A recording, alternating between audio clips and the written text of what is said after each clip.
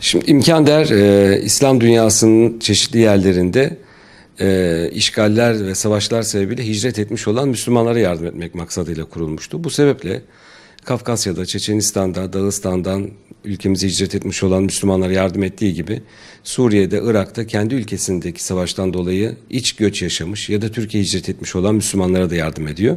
Aynı zamanda Afrika'da, Arakan'da, İşte Budist zulmüne maruz kalmış ve bu sebeple vatanlarını terk edip Bangladeş'teki mülteci kamplarına gelmiş olan kardeşlerimize de yardım elimizi uzatmaya çalışıyoruz. Biz daha önce olduğu gibi yine bu Ramazan'da da kardeşlerimiz için gönül sofraları kuracağız. İslam dünyasının bütün topraklarında, coğrafyalarında ulaşabildiğimiz her yerde mazlum kardeşlerimizle birlikte yer sofraları kuracağız. Biz bütün dünyadaki Müslümanları da mazlum kardeşleriyle beraber yer sofrasında, bu gönül sofrasına katılmaya davet ediyoruz. O sebeple iftarlarımız kardeşlerimizin en mağdur, mazlum duruma düşmüş olduğu coğrafyalarda olacak.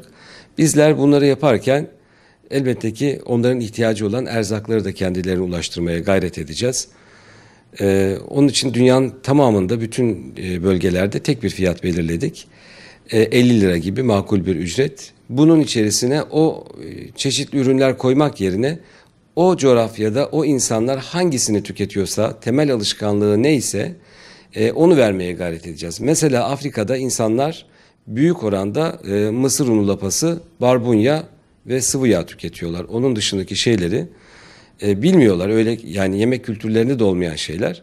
Bu sebeple biz erzak paketlerimizde temel olarak bunları koyacağız. Onun dışında da her gün vereceğimiz iftarlarda mesela Afrika için yine konuşacak olursak orada etli pilav vereceğiz. Bu onlar için çok kıymetli bir şey. Yani pirinç pilavı ve eti bir arada bulabilmek onlar için çok zor karşılaşabilecekleri durumlardan birisi. Mesela Sahra Altı Afrika dediğimiz bölgede insanların tamamı her gün sadece bir kase sulandırılmış mısır lapası yiyor. Biraz zengin olanı, yani zenginle fakir arasındaki fark içine koyduğu miktardan fark ediliyor. Zenginler sütle yapıyorlar bunu, fakirlerse suyla yapıyorlar. Onun için su bile bulabilmek bu coğrafyada gerçekten kıymetli bir şey. Yani zenginliğin ölçüsünün süt ve suyla fark edildiği, ayırt edildiği bir coğrafyada insanlara et götürmek, pirinç götürmek, bakliyat götürmek gerçekten onlar için senede belki de bir defa karşılaşabilecekleri bir şey. Biz o sebeple Ramazan'da başta Afrika olmak üzere İslam dünyasının pek çok yerinde ihtiyaç sahibi olan kardeşlerimize elimizi uzatmaya gayret edeceğiz. Türkiye'deki Müslümanların selamını götürmeye gayret edeceğiz. Olağanüstü pek çok durumla, vakayla karşılaşıyoruz. Yani ama şunu söyleyebilirim. Her yerde Türkiye'yi bekliyorlar. Türkiye'deki Müslümanları bekliyorlar. Çünkü biz Osmanlı bakiyesi olan bir coğrafyanın sahibiyiz şu anda. Bu sebeple işte daha önce pirinç verdiğimiz, Ramazan'da pirinç verdiğimiz insanlar kurbanda gittiğimizde, et verdiğimizde o pirinci hala beklettiklerini görüyoruz mesela. Bu inanılmaz bir şey yani ve söylüyorlar. Diyorlar ki biz sizi bekledik. Türkler gelecek, Türkiye'den Müslümanlar gelecek ve bize bu eti verecekler. Biz bununla etli pilav yapacağız diyorlar. Şimdi bu pek çok coğrafya için geçerli. Yine Arakan'da yaşadığımız bir hadiseyi size anlatayım. Bir otelin Bangladeş'teki mülteci kamplarının dahil olduğu büyük bir alan var. Bir sayfiye bölgesi aslında orası. Bir otelin önünden geçerken yabancı bir yardım görevlisinin ile karşılaştık ve bize dedi ki siz nerelisiniz? Biz Türkiye'den geldiğimizi söyledik. Daha sonra dedi ki yani bakın ben Fransa'dan geldim, yardım görevlisiyim ve burada dışarıya çıkma imkanım yok. Ben yemek yemek istiyorum. Acaba benimle birlikte dışarı gelir misiniz? Biz şaşırdık tabii böyle bir şey duyunca. İnsan 600 personeliyle orada yardım faaliyeti yürütmek üzere geldiğini söyleyen bir sağlık teşkilatı. Bu kişiye söyledik ve ona götürdük, yemek yedirdik bir yerde. Ondan sonra tekrar aldığımız gibi oteline geri getirdik. Dedi ki siz niye çıkamıyorsunuz yani otelinizden? Dedi ki vallahi bizi kaçırırlar, öldürürler, götürürler diye korkuyoruz. Burada yani mahrumiyet bölgesi, biz de batılıyız. Siz hiç korkmuyor musunuz dedi. Biz de dedik ki niye korkacak neyimiz var yani biz Müslümanız. Ayrıca da biz Türkiye'den geldik yani. Biz bu coğrafyaya hiç zulmetmedik ki bize yönelik insanların bir tehdidi olsun, bir tehlikesi olsun. Biz gerçekten dünyanın neresine gidersek gidelim gönül rahatlığıyla dolaşıyoruz. Bize hiç kimse zorluk çıkarmıyor. Bize ancak zalim, diktatör rejimler zorluk çıkartabilir. Siyonist rejim olduğu gibi.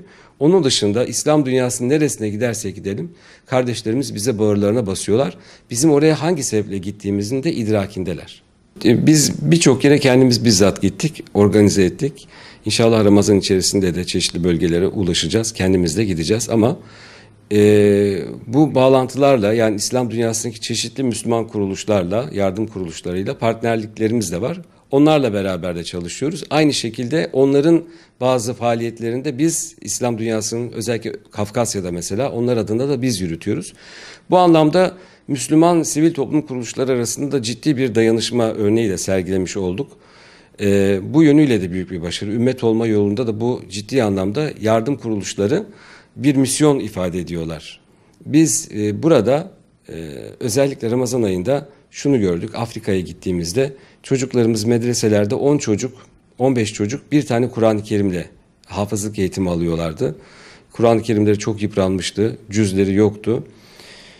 Ve dedik ki biz Kur'an-ı Kerim kampanyası başlatalım. Bunun üzerine Afrika'da bir Kur'an-ı Kerim kampanyası başlattık. En son gittiğimde bir medresede Kur'an-ı Kerim dağıttık. Tabii ki çocukların hepsine yetmedi. Yaklaşık 1000 çocuk vardı o medresede. Bir kısım da yetim olan çocuklardı. Çocuklar Kur'an-ı Kerim'in arkasından koştular. Arabamızın arkasından koştular Kur'an-ı Kerim alabilmek için. Hani bir çikolata, şeker falan dağıtmıyorsunuz yani. O anlamda şunu görüyorsunuz. Yani vahye susamış, Kur'an'a susamış bir coğrafyamız var. Yeniden Kur'an'la buluşmayı isteyen büyük bir mazlum coğrafyamız var. Şimdi onları himaye edecek, onların elinden tutacak kardeşlerine ihtiyaçları var. Şunu görüyoruz, Türkiye İslam dünyasının diğer bölgeleriyle kıyaslandığında özellikle Körfez bölgesi, Suudi Arabistan'la, Kuveyt'le, Katar'la vesaire Bahreyn'le kıyaslandığında çok zengin değil. Bizim ülkemizin insanı da çok zengin değil maddi olarak ama gönlü çok zengin ve herkes de bizden bir beklenti içerisinde. O açıdan biz sorumluluklarımızın farkında olalım. Bizden çok büyük beklentileri var İslam dünyasındaki kardeşlerimizin. O açıdan elimizi taşın altına daha fazla koyalım ve o insanlara yanında olduğumuzu gösterelim.